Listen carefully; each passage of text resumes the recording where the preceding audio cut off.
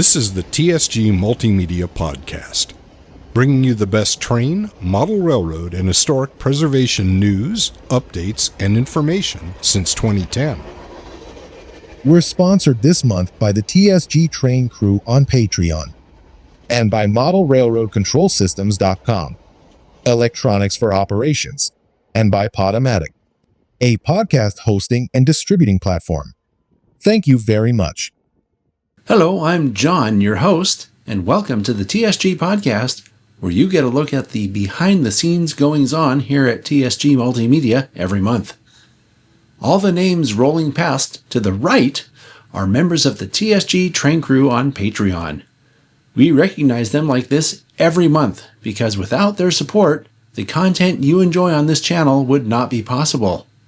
If you like what we do here, please join the TSG Train Crew by going to patreon.com/TSG Multimedia and see what you've been missing out on. We also have sponsors, and I have included links to their respective websites in the written description of this program. Thanks to everyone who helps us create the content for this channel. So May was a very busy month, including the West Side Reunion, Sierra Seminar, Layout Tour Shoots, O-Scale West, Rail Fair at Ardenwood, the Best of the West show, YV Weekend, and a lot more. So let's get right to it. Hi, we're at Railtown 1897 today, on our way to the Sierra Seminar, which is happening this weekend. They have a ton of kids up here today doing field trips. So I already saw Mike doing a demonstration on the Ring of Fire over here, which I've never seen here at Railtown. And so we're going to try to get someone to give us kind of an update of whatever's going on here at Railtown.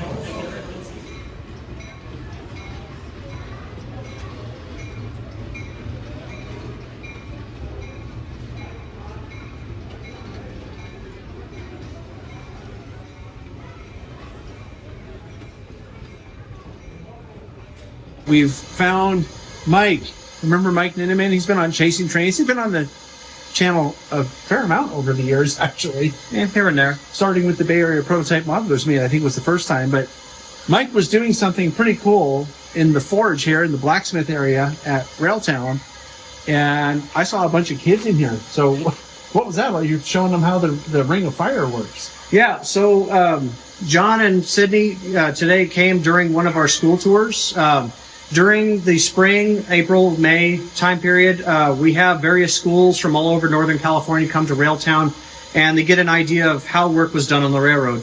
And my particular presentation is about the boiler shop, which is this part of the roundhouse where the Ring of Fire is in the forge. The Boilermaker was essentially a locomotive mechanic. He made his own tools for his own use to keep the engines in working order. And of course, the forge is essential to making various tools. And I'm not making anything in particular today, but something I've been wanting to do for a while is make a railing to go around the anvil to hang my tools on so they're within arm's reach. The other reason why is because I have this tool here, this big block of steel or iron. This is called an anvil heater. Its entire function is purely to absorb heat from the fire, and I lay it on the anvil because the anvil is naturally much colder than the metal I'm working with. And the anvil absorbs the heat from this anvil heater. The kinds of things that were made in the shop back in the day was, for the most part, a lot bigger components. You're talking half-inch thick steel, which takes a lot of time and energy to heat up, and so you want it to remain hot for as long as possible. And so I'm trying to explain to the school kids a little bit about what the work in the shops 100 years ago was really like. And I'll do some demonstrations. I'll show them kind of the things that you can do with hot steel, using the anvil, using the vise over here. You use every tool that you have in the shop to your advantage. And as time went on, they built more and more tools to make the jobs more efficient, much easier, because you want to get a job done in the shortest amount of time that you can, because you don't want to be slaving over a hot forge all day. And so that's the kind of thing that I impart with the kids. I also like to let them know this was all done in the age before computers. This is all done by hand, using the most important tool or the most important muscle that everybody has on their person at all times, and that's what's up here. A lot of people like to think that when steam locomotives went the way of the dodo, all the knowledge was lost when everybody died off and retired. It's all written down. There are books and manuals out there you can read. Our friend Garrett, who's the Chief Operations Officer at Railtown, has spent a lot of time researching all those materials to relearn how to maintain a steam engine. We have the advantage of having all the historic tools, this historic environment that was built for this purpose. It's not a replica, it's the real deal. And so you can actually really truly learn what it was like to work on a steam locomotive 100 years ago. And again, that's the idea of what we're trying to teach the kids when they come here for school tours.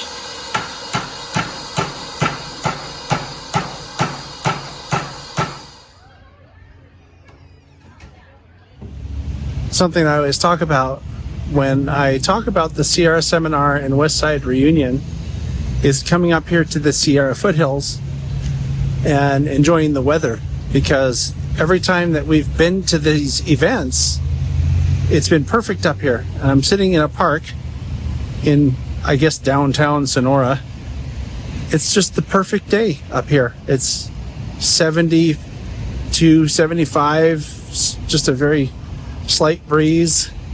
This is the kind of day that if you woke up and it was like this and you had to go to work that day, you wouldn't want to go. So I'm not kidding when I say to come up to these events and just enjoy the Sierra foothills. It's worth it. This is day 2 of our excursion out to Tuolumne. Yeah, it's a little overcast apparently. I think it's supposed to be a little stormy today, which is unlike what we usually see here during this event. But the event's inside, so it doesn't really matter that much. But anyway, I'll be back with some updates from the West Side Reunion, because that's the event that's happening today. So this event is fully underway. I'm in I'm going to call it the swap meet room. I don't know what they officially call it, but you can see the tables behind me. There's all kinds of really cool models, and people are selling stuff and showing stuff and sharing stuff. It's really nice.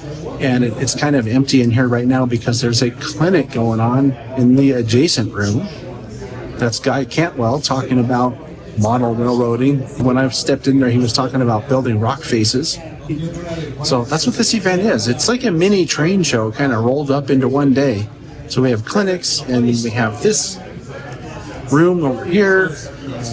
There's even more stuff in the room that's behind the camera right now where people sign in. One of the things that's really nice about it is that it's just one day, the West Side Reunion. Now, the Sierra Seminar also happens this weekend. That's tomorrow. And I'll be covering that here on the podcast as well. I'm here with Frank Markovich, who's been running the West Side Reunion for the last, 10 years? I've been doing it for 10 years. We missed 1 year because of COVID, but otherwise I've been running it. And most of that time has just been me, but I've had some help the last few years. Now, understand, this is the last one where you're going to be the main guy, though, It is the last one. I'll be involved, but I'm not going to do it as everything. It ends up there's a lot to do. When I took over, I didn't realize how much. The first few years, we did sandwiches and food, my wife, and that was a lot of work. And now we're at a very nice hotel, the Black Oak, and casino, hotel, resort. And it's a perfect place. I used to have to bring a PA. Mm-hmm. I remember that. Projector, screen, and it just was a lot of work. All of that's provided by the hotel, and it's actually less expensive than the other places we've used. Less expensive and less work? Yeah. I mean, couldn't get much better. Yeah. So, but now you're going to be passing the torch on to... I'll pass it on to Joe Piazza. I'll probably do registration still because I've got that down, and he'll take care of most of the rest of it. Excellent. Yeah. Well, congratulations on your semi-retirement. Yeah. So we were just talking to Frank about his semi-retiring from running this event, and this is Joe, who's going to be taking over for Frank. But Joe does other stuff too. I've actually seen Joe on the channel here before showing us and talking about the 3D printed trucks. And Joe, you have some 3D printed stuff here that's really cool. Why don't you tell us about it? I do have an update, so if you can swing around, we'll take a look. In our video, the session that I did with John, we discussed this truck here, but I've now built out some of the other versions of the kit. So now we have the 354 DT early, which this is like the first trucks that the Westside had, and the next evolution was this one, which was the later 354 DT. And then the next evolution of that was this one, which is a 355 DT. And then finally here, I haven't built up the model yet, but this is the final one, which is the 355 DT late. So I'll have all 4 of these as versions, which you'll be able to purchase hopefully soon. Working out the final details, but it's getting really close. And where do people go in order to try to find these to order them? You can reach out to me at camp8models@comcast.net. I don't know what's on this table in the middle, but everybody sure seems to be interested in it. You can't see it there. I tend to put a lot of racing. Hi, my name is Bill. I live here in Sonora, California. I've been wanting to build a 120.3 scale model of a 4-truck Shay for a long time, and recently I came into possession of enough parts, mainly the right trucks and the right driveline pieces, to make that. I took a 3-truck Shay, took the rear tank off, and I used the truck from that, and then took the 2-truck part all apart, used the frame from the 2-truck Shay to build the rear section of a 4-truck Shay, and along with one of the trucks and the part of the driveline. The trick was the driveline. I had to put a little collar right there so that I could mate the right pieces of the driveline together to make it work. See, the driveline is all driven by the front truck. So it was a challenge to make it and figure it out. The rest of it is pretty easy. I used a couple of Bachmann tender bodies and cut them in the right place to make them at the right length, and bonded it all together and decorated it up, painted it up. And this is what I came up with. Okay, day 3 for us. Day 2 of the overall event. And one of the best things is this is almost as good as an op session, because you see what's behind me over here? Oh, so many choices. What do we feel like this morning? Last time I went for chocolate. I think this time it's going to be glazed. People are showing up here. See back in the room that people are starting to show up with their models and other things that they want to share with the group. That's what this event is all about. It's sharing and learning and seeing friends. It's pretty cool.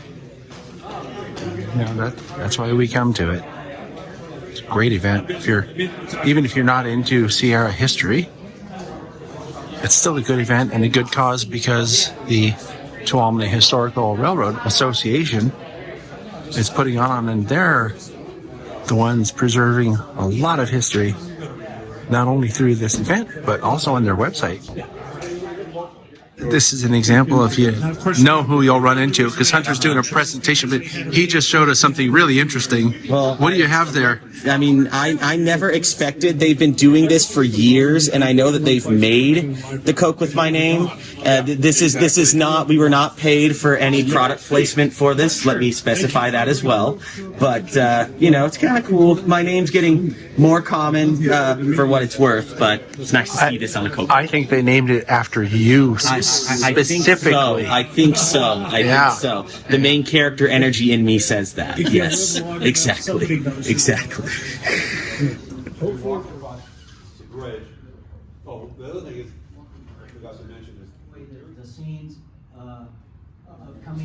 Just saw a couple of very, very good presentations. And this is the room that we were in yesterday with all the vendors, I guess, and people sharing models and all that. And today it's more of the same and more presentations. So the afternoon session is fully underway now. Inside the room here, we have Mike Ninneman doing a presentation about modeling the Sierra Railway. So he's talking about scratch building the rolling stock and several of the structures from the Sierra Railway. It's very interesting. He's a talented modeler. And a lot of people are in there learning all kinds of stuff.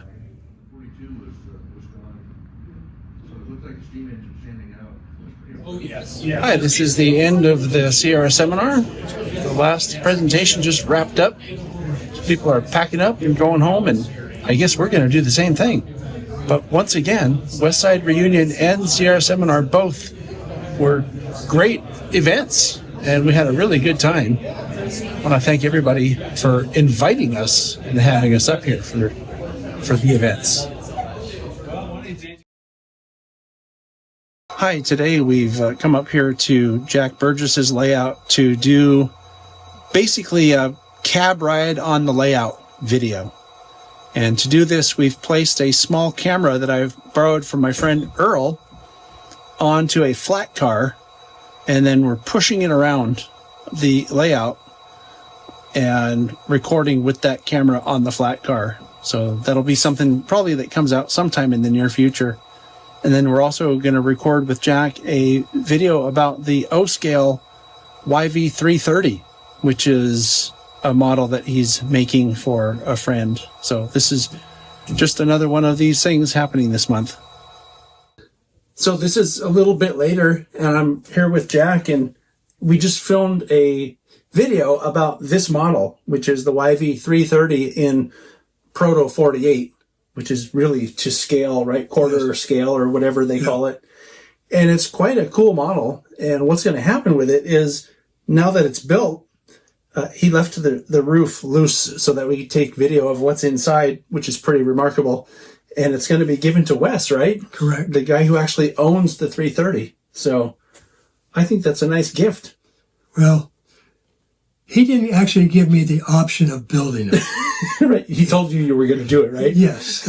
There's a space in the car in the first class section in a big cabinet, and it fits there, hopefully. If not, I'm saving it myself. He's going to give it to me if it doesn't fit in the real 330. And I'm mentioning this because this is going to happen later this month during what we call YV Weekend, where a whole bunch of people who are fans of the YV get together, and we'll go do a little field trip and check out some old places. I think there's going to be a train ride involved, not on the YV, obviously. Right. And then he's going to present this as the final present to Wes. I think it's going to be real fun. I'll be there to document the whole thing for the video that we were just shooting today. So thanks for having me over again. I thought we were all done with model railroading with this guy, but there's one more coming out. Well, but then when I tear the layout down, you can come over and see all the stuff going into the dumpster. Yeah, it'll be model destruction with Jack Burgess.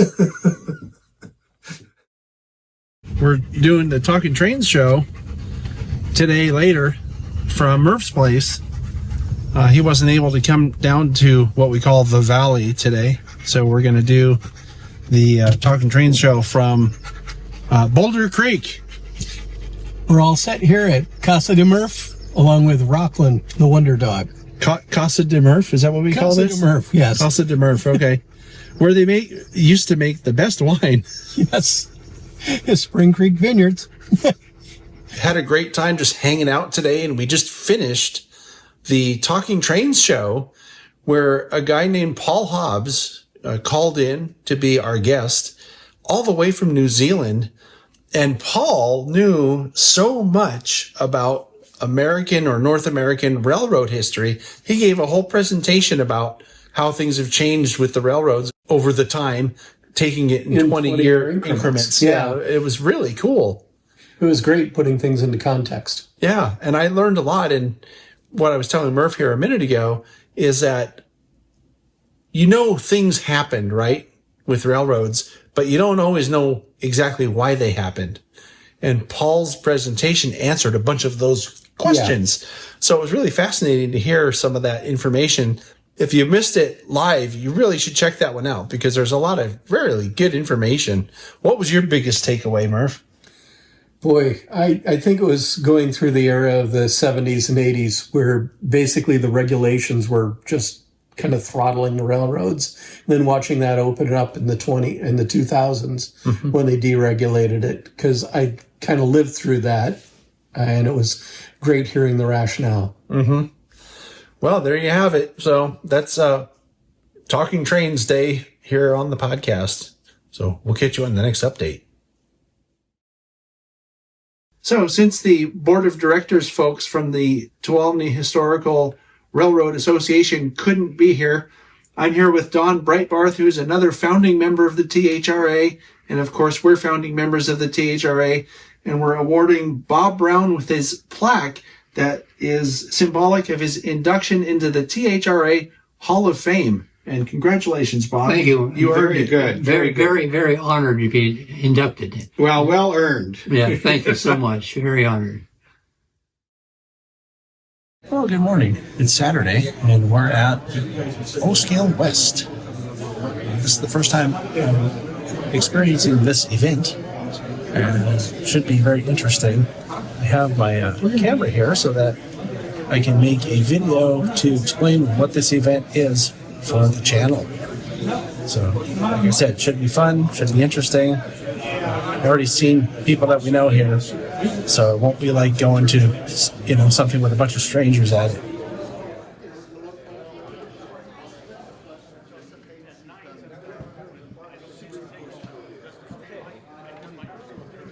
These heavy, big windows at the end, and I wanted to have stuff in there, so shrinking everything uniformly wouldn't have been a good idea. So what I ended up doing, minimum tools, you need to have a track gauge. It's a little bit later, and we've run across Michael Eldridge. And we know Michael from doing, planning committees for PCR events and stuff like that.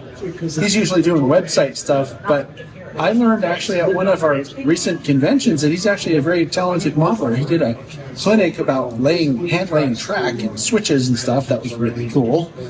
And this is kind of relevant to the channel because as we're here, Michael's here with this S-scale sort of modular setup as, a display for the event.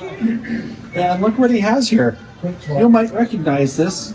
This is the Santa Clara Interlocking Tower that I film from all the time. I didn't know you do this too, Michael. What is this? Yeah, so I bought a laser cutter at one point, and this was the first building that I made with it. And so it's made of MDF and some product called laser board. And I marketed it through a company called Sandy Point Models, which is actually just me, but you have to have a company name, So I made the interlocking tower. It's as accurate as I could make a model of the Santa Clara Tower. And then the two other buildings that are on the site there, they have a speeder shed and what I call an auxiliary shed or tool shed. So I made models of those also. And the roof comes off and it has a detailed interior, which is pretty spot on.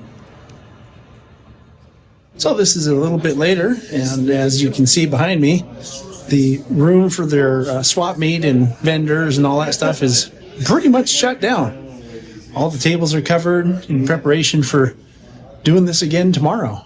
And we're just about out of here. I've got a whole bunch of really good footage of people talking about O-Scale West and why they like it and why they come. And you can see that there were a lot of people here having a lot of fun today. And I'm glad that I finally got to come to O-Scale West. And I'll be back with you on our next update, probably tomorrow, from Santa Margarita. Hi, I promised an update today. So we're in a place called Paso Robles today. And we're going to go a little bit south from here to a place called Santa Margarita. And this is for an event that I've been talking about here on the channel for the past few months, which is called Best of the West. And it's basically a show where people bring in a whole bunch of antique tractors, and there's probably going to be a steam tractor there. There's military equipment, inactive. And they have planes that they fly overhead. But there's also a narrow gauge, 3-foot gauge train that runs around the property, or trains that run around the property. And the draw there is that they have the original Disney and Santa Fe coaches that were used at Disneyland, which is kind of cool. And the real reason why we came was to have an excuse to hang out with this guy. Hi there. You remember Paul? Paul has a beautiful Southern Pacific layout here, and we did a layout tour video of it. And when we did that, I think you were working on your MMR, weren't you? Yes. Did you finish it? The last car is made. It has to be judged next month. Oh, nice. Yeah, we'll see. Well, congratulations in advance. All right, thanks. Anyway, let's go have some fun.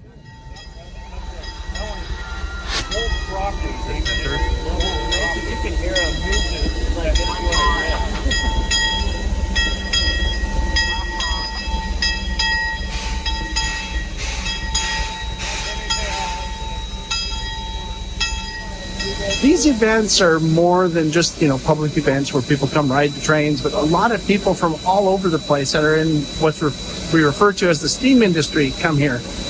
And so there's people out here from the Durango and Silverton. Our buddy CJ's out here. I just saw Hayden Siebold from Norgrove. Ken Middlebrook is here. We know him from a number of things.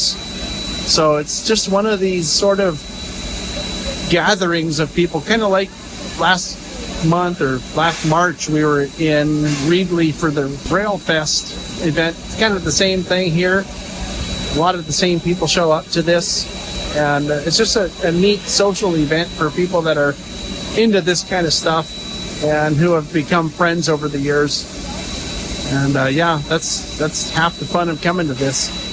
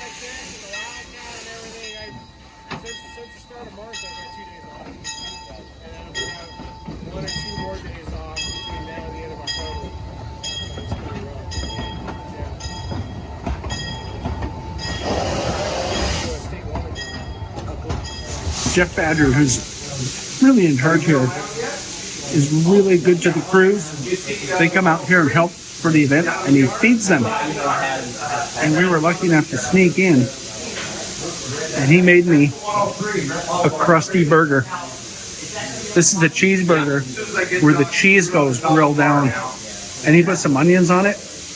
And I just got done telling him after taking the first bite that I can die happy now. It's really, really good.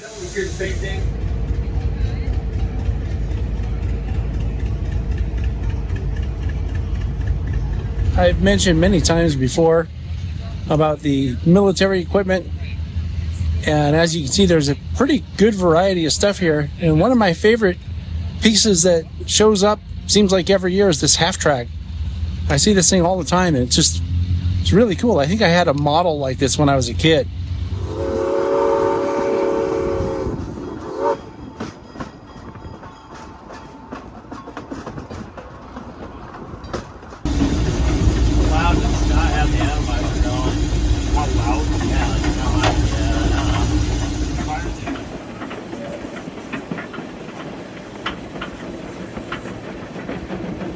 We had a great time at Best of the West. I rode the train, got a cab ride, checked out a bunch of those tractors and military equipment and all that. But when we came in here to get a drink before we go home, Paul says, "Oh, let me show you that car I was working on." And he showed it to me, and I'm going to show it to you right now because it's pretty cool. So it's my hopefully last piece to make Master Model Railroader. It's a completely scratch-built Pintsch gas car. It's the gas that was used to light the lighting inside passenger cars. And it's scratch built, including all the brake gear and everything's all scratch built. Nice. And then I even built all the plumbing. I went out on the outside out of brass. That's really cool. And built the tanks. So we'll see. You never know how it's going to do till the judges get their chance. And then I even had designed the decals because they are different lettering styles for the different lettering depending on what year it was put on the car. And is this supposed to be for your layout, 1949? Yes, this was in service until 1954 on the SP. Pintsch gas. Pintsch gas. I learned something new today. Thank you. Hi, so this is the next day, and we're here at Ardenwood Historic Farm for the Rail Fair event. This is the last event for this weekend for us, and it's a good thing because I'm getting pretty tired. You can probably tell. But I'm sitting here next to this legend. We don't have any fun, do we?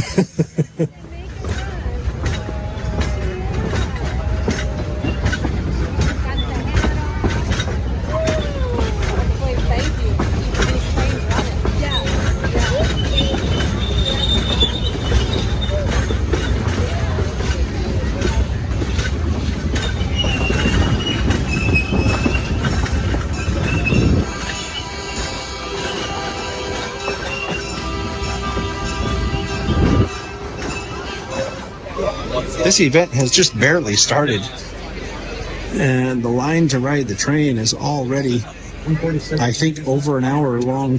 I'm going to start loading. So we got 2 hour long waiting. It's a lot of. Oh, they just said it's 2 hours long. So it's a good thing we got here when we did. The Society for the Preservation of Carter Railroad Resources, or SPCRR, that runs the train here at Ardenwood, has a collection of a lot of historic artifacts, really. And they bring a lot of it out for rail fair so people can check it out and enjoy the history. So this little locomotive, the Keso Forest Railway number 9, came from the California State Railroad Museum to Ardenwood, and they're very close actually to having it running.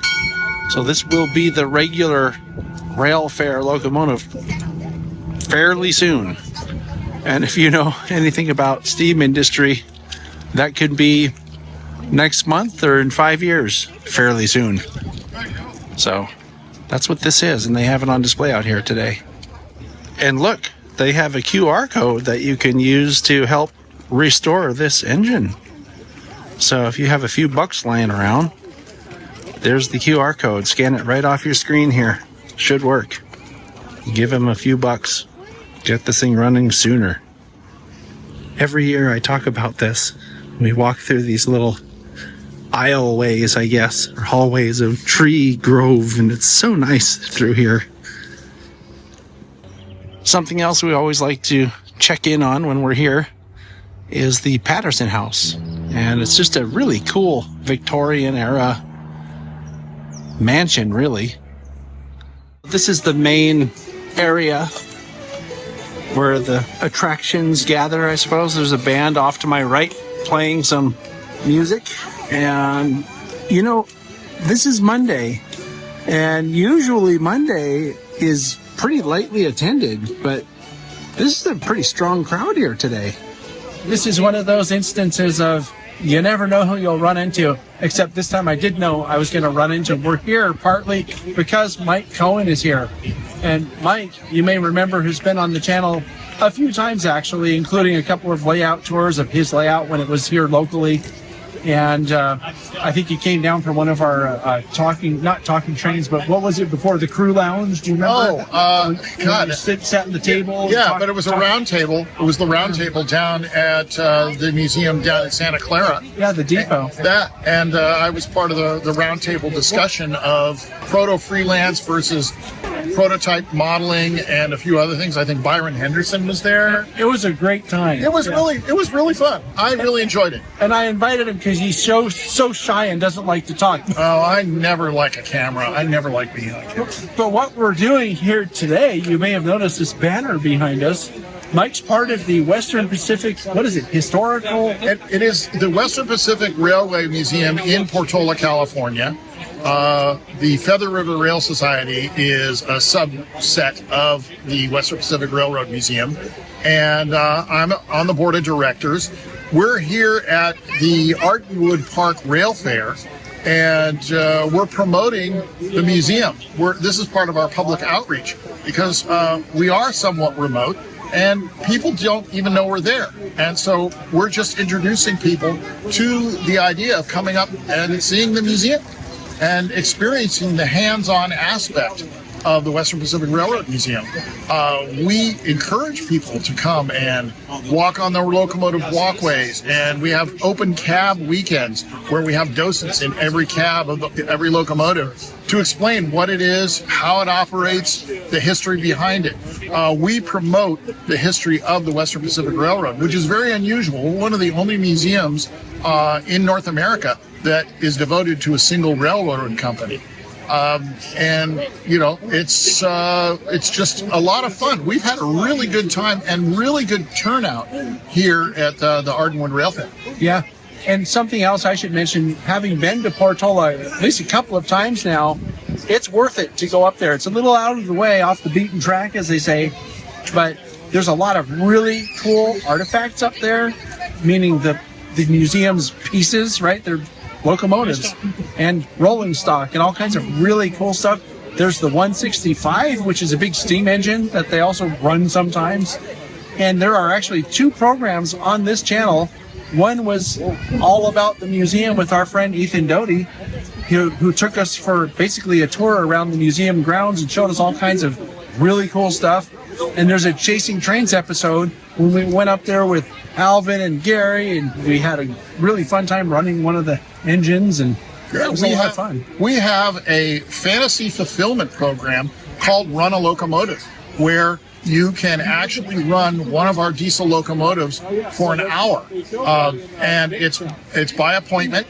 You go on the website, www.wplives.org, and look at the website, and you can make a reservation to come up and run a locomotive. We have several diesel switch engines. We have a couple of road locomotives, and it is a lot of fun. I think I've done it 4 or 5 times, and I became a member after doing that. I did it with my son. The first time he was about 6 years old. We ran the Kodachrome GP9 that a lot of people are familiar with, number 2873, when he was 10 years old. And he will never forget it to this day. And now he's a rail fan. So, yeah, it's multi-generational now. You created a monster. I did, and the best kind of monster there can be. And, you know, the museum has over 150 pieces of equipment, including 36 locomotives. You know, everything from a Union Pacific Centennial down to a 44-tonner and everything in between, and a lot of Western Pacific equipment. So it's definitely worth a visit. And we're probably about 40 minutes north of Truckee, California, or Reno, Nevada. So it's not a real haul. If you're planning on having a vacation up there, stay in Reno. It can be cheap if you stay at one of the casinos. And take a drive up there. You go up 395 to Highway 70 and go west, and you're in Portola. And it's beautiful country. It's in the Eastern Sierra. You know, it's very unspoiled. You know, a lot of little towns up there. It's a lot of fun. So we just ask that people come and see us and visit us and enjoy themselves at our museum. And everything you said that's good about it, I can vouch for, having been there and done it myself. And thanks, guys.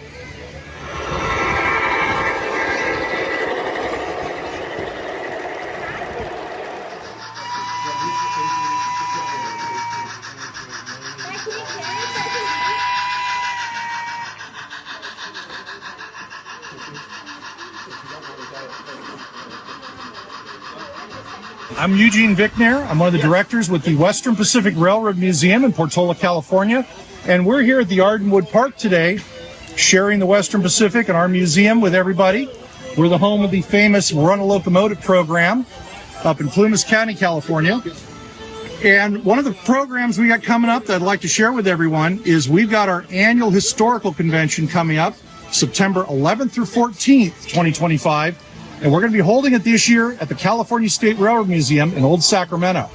And this year, it's going to be very special because it's a joint convention with the Rio Grande Modeling and Historical Society. So it's going to be a joint Western Pacific Rio Grande convention, sharing history, sharing modeling techniques, photographs, artifacts from the railroads.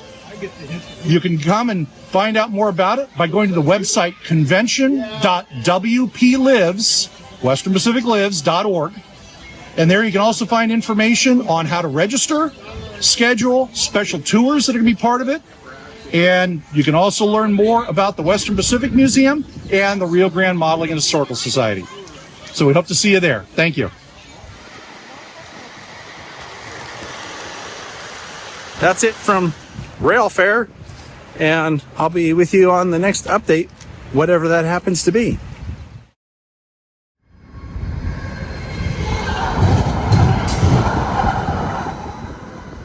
I'm here with Rod Miller. You know Rod recently from O Scale West, where we were last weekend and had a great time, by the way, so thank you for that. Thank you. But today we were recording here at Rod's layout because he has a really nice O Scale layout here in Palo Alto.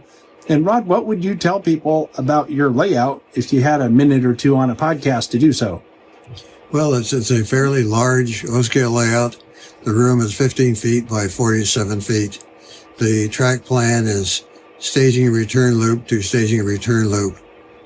And it's a double deck layout. As you can see behind me, you can see the lower deck and the upper deck. Not much detail on the upper deck, but you have to come here to see it, and you're welcome to do that during O Scale West. The layout is open for visiting. Yeah, so next year, O Scale West, you can come see this. And I just want to throw in a little plug here, a little something special that I saw. This guy actually scratch builds steam locomotives, and this is one of them. And I look at this and I think I don't even know where I'd start with something like that. So pretty amazing stuff, Rod. Thanks for sharing it with us. Thank you.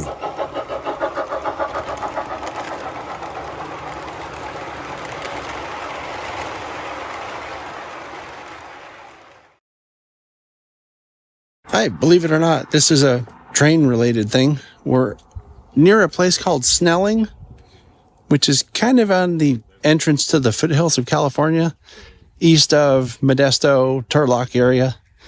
And we're out here to do some, I'm going to call it archaeology with the YV group. Because this weekend we have something that I refer to as YV weekend or YV days, where people who are part of the YV group that Jack Burgess created many years ago go and do something related to the Yosemite Valley Railroad. And today we're looking for something out here by Snelling. And we're going to find out what that is here in a minute. But I have my drone because we're going to be looking for it using the drone. So this should be interesting and probably fun too. So this is Wes, and he kind of arranged this whole little field trip. So Wes, what exactly are we trying to do here? Well, this is a continuation of YV Days, which started back in 2000, and this is our 25th edition. We're going to go ahead and explore the site of Bent, which was where they excavated material to build Exchequer Dam, which was hauled up by the YV Railroad, hence their interest today. We're looking for foundations. Maybe they had some large bunkers here. I have to imagine they had some cement underneath them to keep them stable. So we're kind of looking for foundations or any trace of a curve where it branched off the main line, the YV main line. This is unexplored territory for us as far as YV is concerned. Cool. All right. Well, guess we'll get that drone going then. Okay. Hi, so this is a little bit while later, and we actually did take the drone up. Yeah. Wow. 3 batteries worth. And, you know, had to go out, kind of get our bearings, came back, did a little bit more fine tuning, came back. And on that last battery, I think we found what we were looking for. What we're going to do is go back to Wes's place where he has a giant TV. We're going to blow up the video and have a closer look at it. So that'll be later. We've driven about, 5 or 10 miles away from where we were previously. So it's a little bit later. And we can see off the road here in the distance, there's a rusted out thing that was a gold dredge. And there's actually a monument here that talks about the gold dredge. the end of the dredging operation, somebody bought this dredge and was going to dismantle it and move it somewhere else. About halfway through, they gave up the project, and there's a hulk floating in a pond down there. So, pretty cool piece of history. This place might look familiar. We're out here at Railtown now, in Jamestown. Sounds like they're boarding.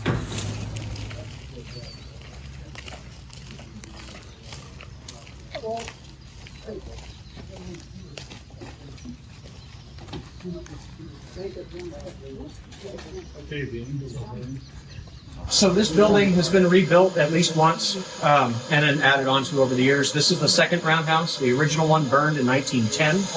This is the same template that was used to make every one of these that we have. I like to show people this one because I actually know at least one use for it.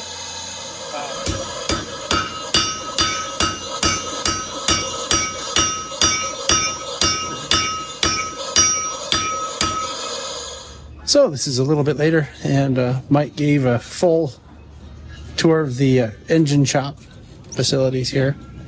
And there's one last stop we're going to make, going to look at some rock cars. At least that's what they call them on the YV. And the Sierra had the same thing, made by the same company and everything, but they're, I don't remember what they called them here. They might have also been rock cars on the Sierra, but they have some parked over here on a line that used to go to Angels Camp, so we're going to go look at those for a minute, and since they're kind of relevant to Yosemite Valley Railroad history. So these are those rock cars I was just talking about, and you may recall, if you've seen the layout video that I did at Jack's layout, the Yosemite Valley had cars just like this, and the job that Jack has on his layout for this during op sessions is called the rock train, if I remember right. But they called these rock cars or rock hoppers. We're going to surprise Wes with something he doesn't know we have. I'll show you what it is.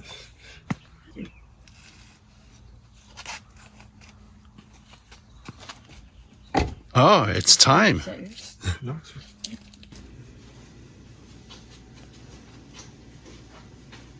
Wow. What is that?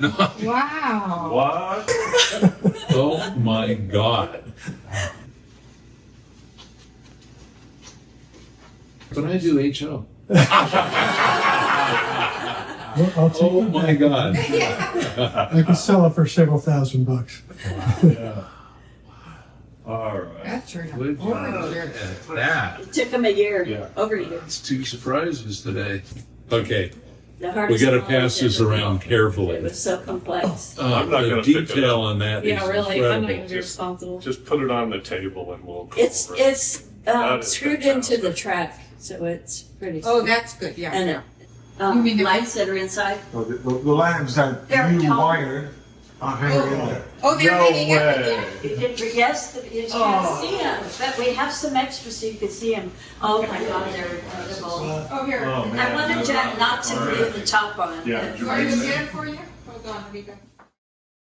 Hi, this is the next day, and we're at Night Foundry. This is a place in Sutter Creek, California, up in the gold country, and it has the distinction of being one of the only foundries, well, at least that I'm aware of, that can operate off of water power. Or it used to operate off of water power until fairly recently. So it's kind of cool. I've never been here, and this has been on my list of places to go for a long time. And it just so happens that Wes, that you saw in the video yesterday, is a volunteer here. So he made arrangements to make this part of YV days or YV weekend. So we're here waiting for Wes, or going to be looking for Wes in a minute here, and see what's inside. Because, like I said, it's been on my list of places to go for a long time, and I'm really glad to finally be here and get to see what it's all about. Oh, look, I found an informational plaque about something that's sitting right here. Some kind of a huge lathe.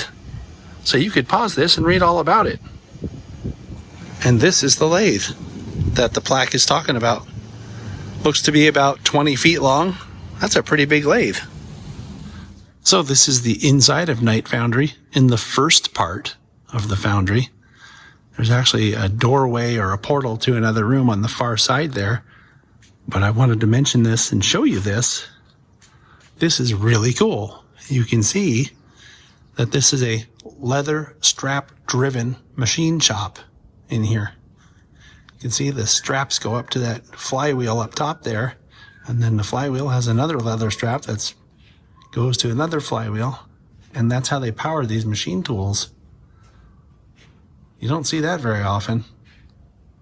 You know, it's funny though, we were in another place this weekend that has that same kind of shop, which is over at Railtown. They have that same kind of shop with a leather belt drive is what they call that.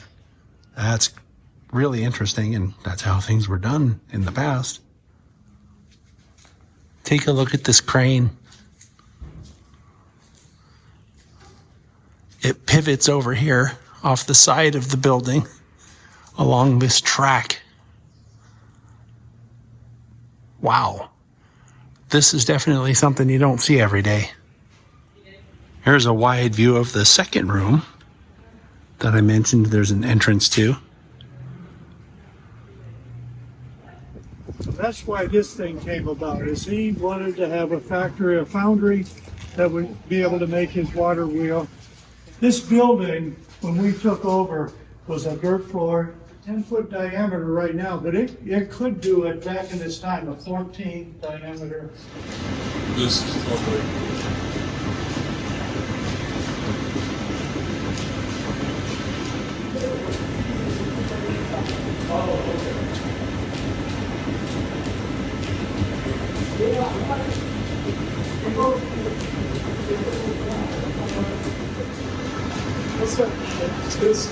Okay, that goes up and down the shaft.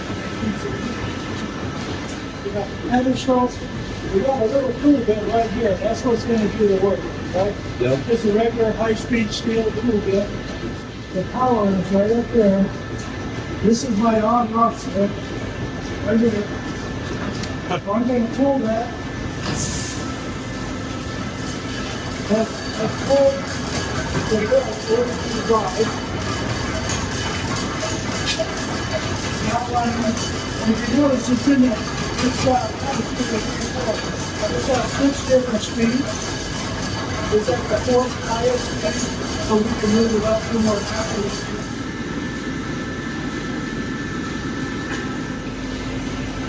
Okay, let's try it again.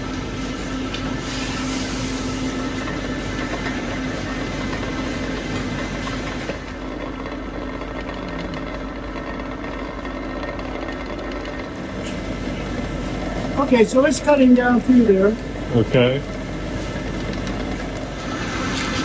And if you look at some of the down with it.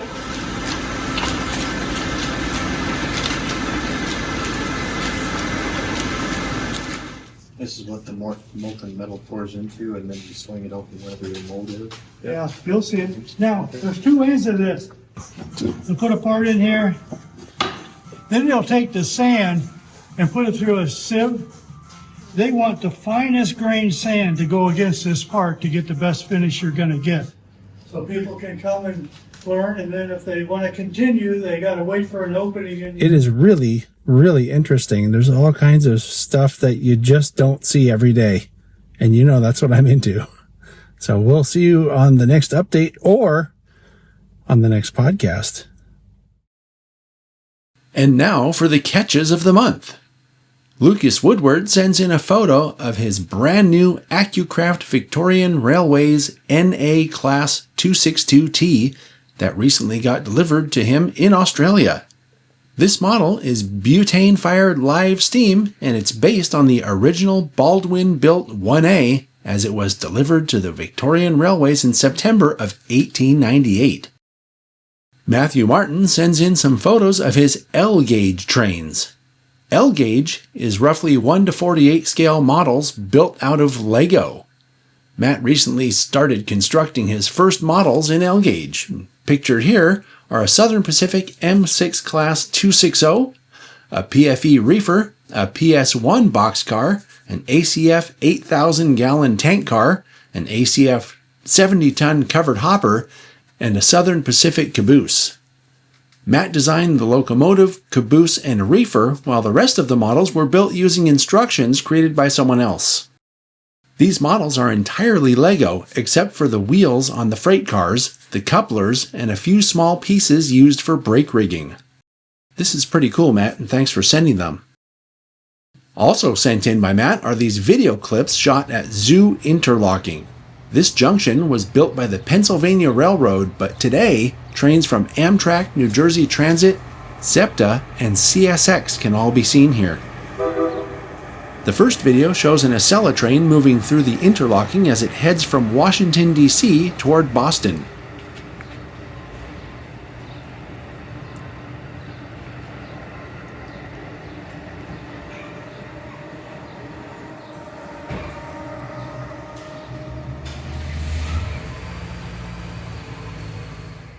This second video shows just how busy and unpredictable the interlocking can be, with a three-way meet involving an Amtrak ballast train, a New Jersey Transit commuter train, and a SEPTA multiple unit set.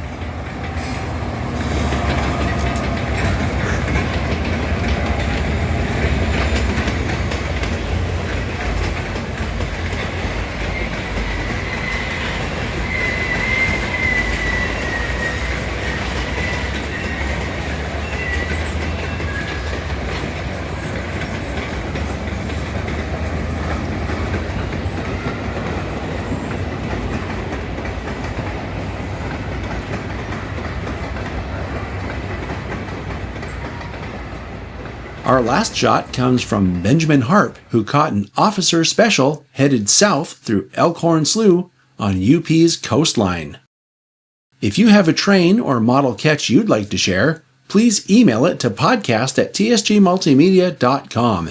Be sure you own the shots and include the what's, when's, and where's of the shots you send in. Now, before I go, I want to remind you to look around in your local area to see what kind of train-related activities might be happening there. This is the time of year when museums and historical societies run special events that help fund their operations. So get out there and have some fun while you simultaneously help them preserve, interpret, and promote history where you live. I hope to see you soon on the TSG Train Crew. Thanks so much for watching and listening, and I'll see you next time.